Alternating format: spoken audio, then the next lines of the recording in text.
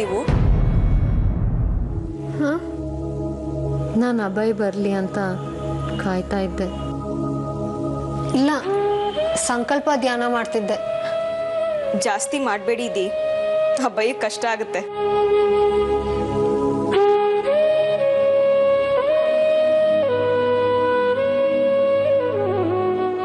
ಅದು ಈ ಪ್ರಾಣಿಗೆಲ್ಲ ಅರ್ಥ ಆಗಬೇಕು. ಎಷ್ಟು ಈಗೋ ನೋಡು, ನನಗೋಸ್ಕರ ಕಾಯ್ತದೆ ಅನ್ನೋದಕ್ಕೂ ಕಷ್ಟನಾ? ನಾನು ನಿನಗೆ ಕಾಯ್ತಾ ಇದ್ದೆ ಅಂತ ನಿಂಗೆ ಗೊತ್ತಾಗಬಾರ್ದು ಕಣೋ.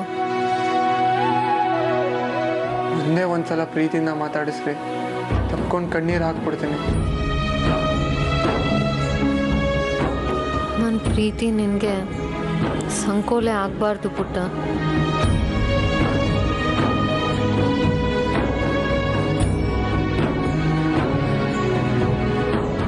ಸರಿ ಸೀನಿಯರ್, ನೀವು ಮಲ್ಕೊಳ್ಳಿ.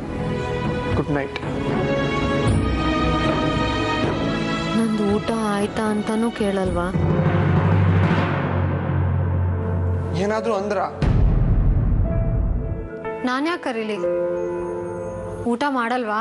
ನಂದಾಯ್ ಮಾಡಲ್ಲ.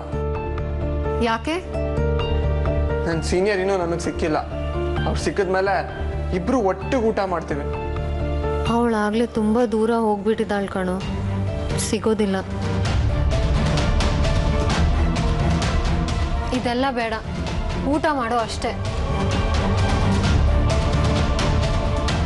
ಏನು ಅಷ್ಟೊಂದು ಬಲವಂತ? ನನ್ನ ಹಸುವಿನ ಬಗ್ಗೆ ಅಷ್ಟೊಂದು ಕೇರ್ ತಗೋತಿದ್ದೀರಾ? ನಿನ್ನ ಹಸುವಿನ ಬಗ್ಗೆ ಅಲ್ಲ, ಮಾಡಿಟ್ಟಿರೋ ಅಡುಗೆ ವೇಸ್ಟ್ ಆಗುತ್ತೆ ಅಂತ. ಅಯ್ಯೋ, ನಿಮ್ಮ ಹಠನೇ ಬಿಡಲ್ಲ ಅಲ್ಲ? ಆಯಿತು, ಊಟ ಮಾಡ್ತೀನಿ. ಆದರೆ ನಾನು ಕೇಳಿದ್ ಕೊಡಬೇಕು. ಏನು? ಮುತ್ತು. ಅದೆಲ್ಲ ಆಗಲ್ಲ.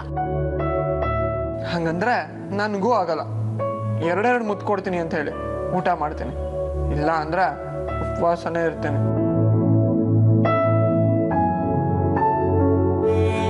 ಹಿಂಗೆ ಕಟ್ಟಾಕ್ಬೇಡುವ ನನ್ನನ್ನು.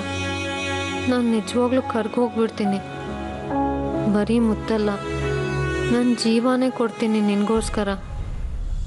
ಆದರೆ ಈಗ ನನ್ನಿಂದ ನಿನಗೆ ನಿರಾಸೆ ಆಗಲೇಬೇಕು.